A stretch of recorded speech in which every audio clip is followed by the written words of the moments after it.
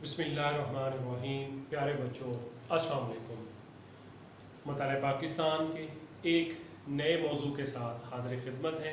हमारा आज का मौजू है मशरक़ी पाकिस्तान की अलहदगी और बांग्लादेश का क़याम।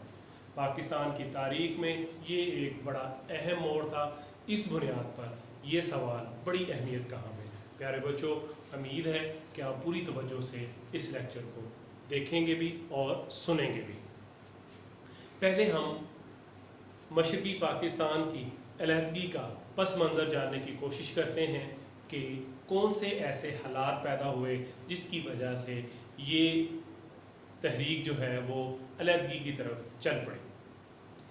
पाकिस्तान में 1970 में आम इंतखाबात हुए।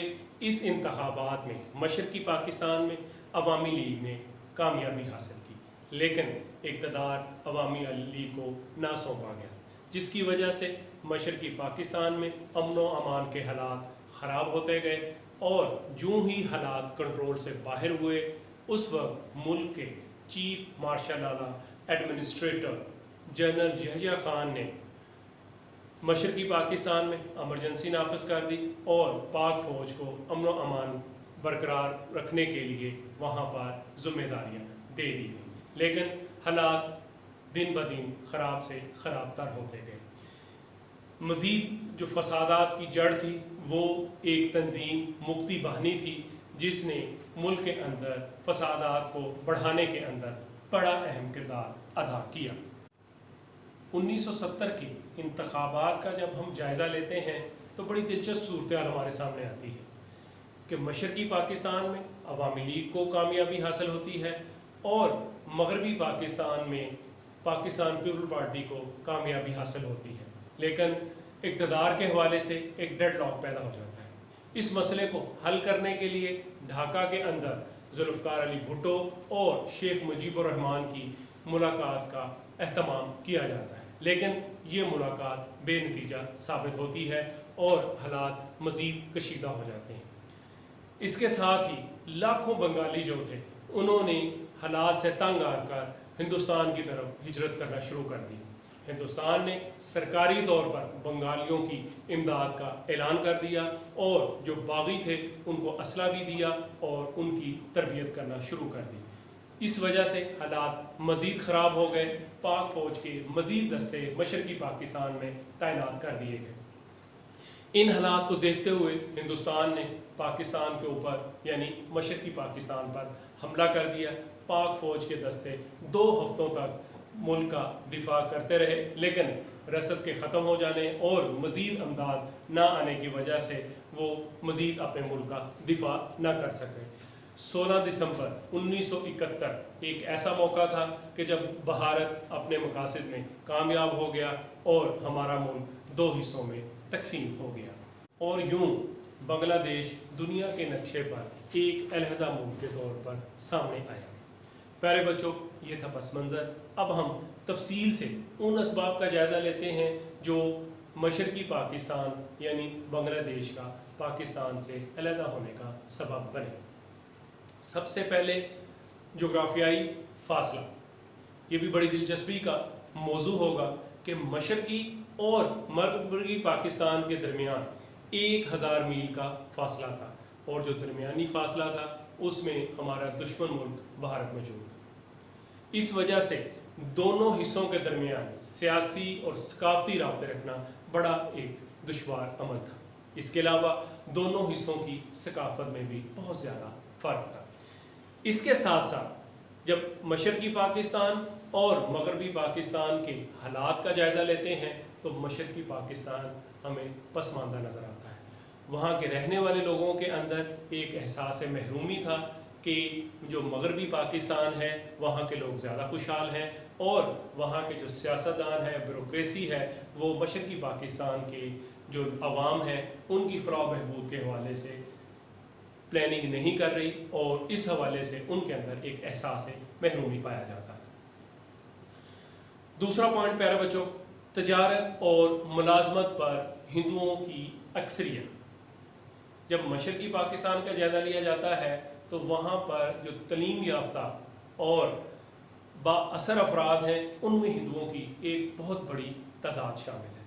انہوں نے اس حوالے سے خاص کردار ادا کیا کہ جو عام بنگالی ہیں ان کے ذہنوں میں پاکستان سے نفرت جو ہے وہ بھری جائے اور پاکستان سے علیحدگی کے لیے ان کو تیار کیا جائے۔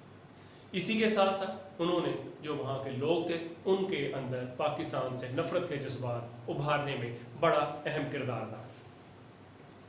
معاشی پس منظر، پیارے بچوں، جیسے کہ ہم پہلے بھی ذکر کر چکے ہیں کہ مشرقی پاکستان اور مغربی پاکستان کا جب موازنہ کرتے ہیں تو مشرقی پاکستان مغربی پاکستان کی نسبت ہمیں پسماندہ نظر آتا ہے، اور وہاں کے لوگوں کے اندر اس وجہ سے ایک احساس محرومی پایا جاتا تھا۔